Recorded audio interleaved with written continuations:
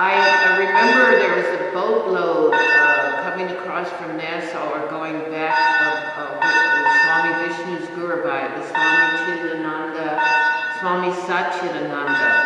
And I just remember him by that gorgeous white beard and a long mane of white hair.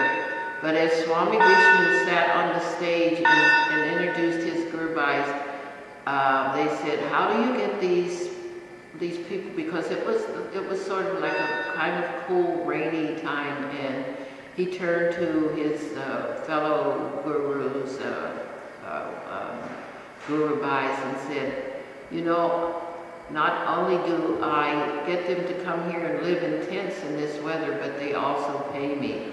So he got a big laugh from his fellow swamis.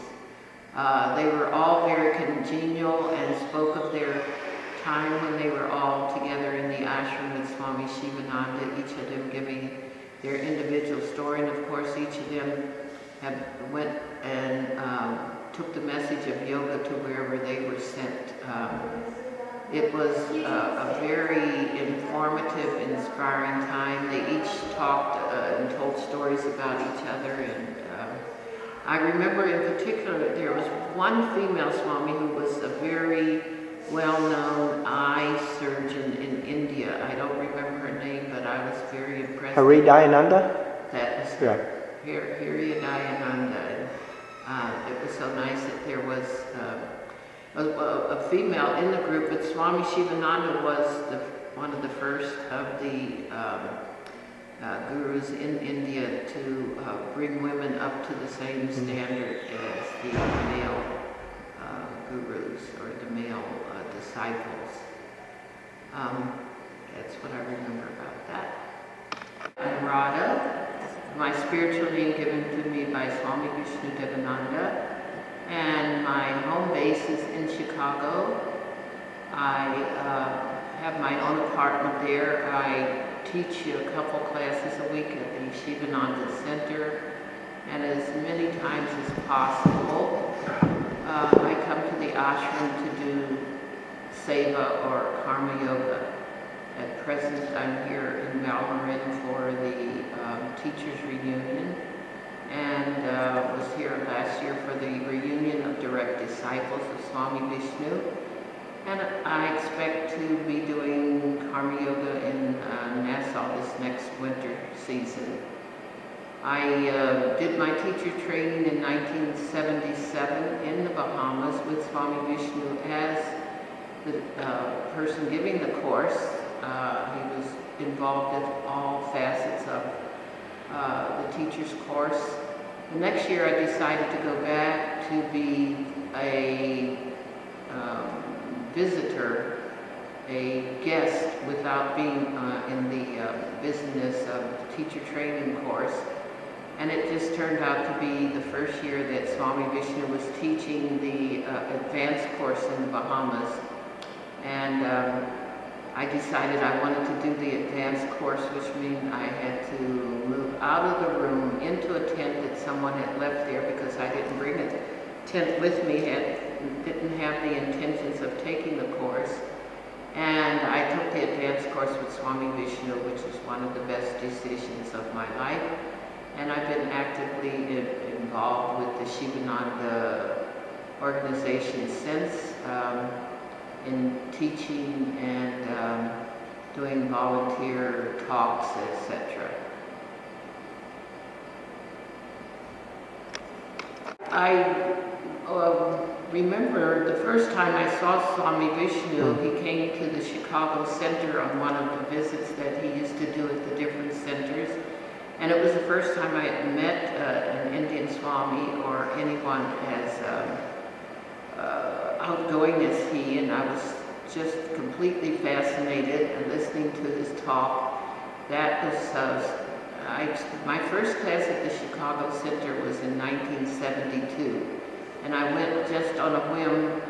A friend that I worked with in a law office at the time said, let's go and try this yoga stuff. So we rode our bicycles to the center and I took the class. As a result of Swami Vishnu's talk, I became more regular in my practice of taking classes at the center once or twice a week. And then came the 1974 International Congress of Yoga Teachers in the Bahamas. And 7 people from the Chicago Center went and took that trip. And what I remember, one of the craziest things was the whole trip and accommodations for a week in the Bahamas at the yoga retreat was only $200. Of course, we had to go as a part of a convention of dentists. We shared an airplane with a convention of dentists, which helped us to get a reasonable price. We called ourselves the Chicago 7. So at that time, that really meant something politically. Swami Vishnu, we've all seen the video in black and white of him at that Congress with his Guru Bhai, Swami Satchidananda and Vivekananda.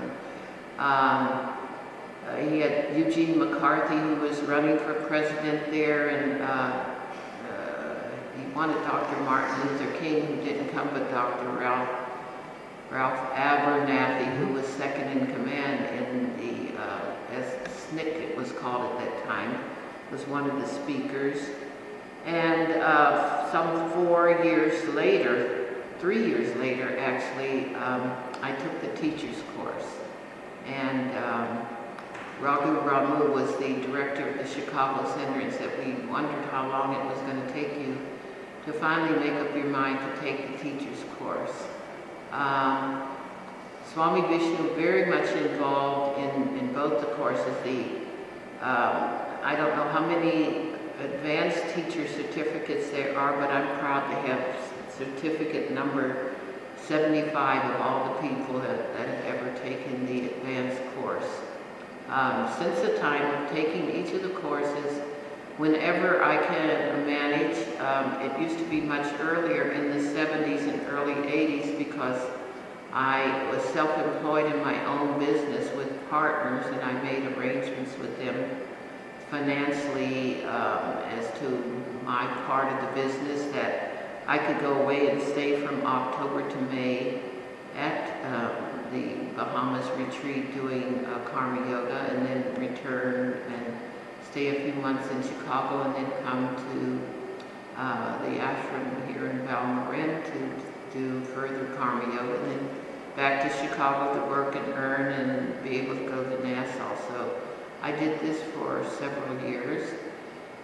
There was a time, unfortunately, it was a time when Swami Vishnu was becoming quite fragile in his body, and I was absent for 3 or 4 years from being on staff, but after I closed down my business in 1989, I resumed contact and have been serving ever since as many times as possible. One of the greatest times that I've had was in the camp in Balmarin for the Festival of Inner Light that we had no idea it was going to be so large. I, at that time, was tenting up the mountain overlooking the camp and seeing the top of the big tent.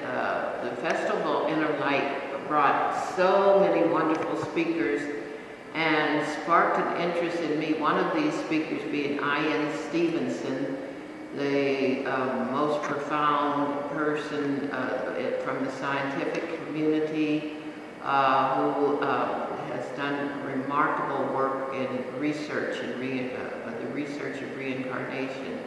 One of the other speakers that I remember was the grandson of Edgar Casey, and there were many, Dr. Raymond Moody,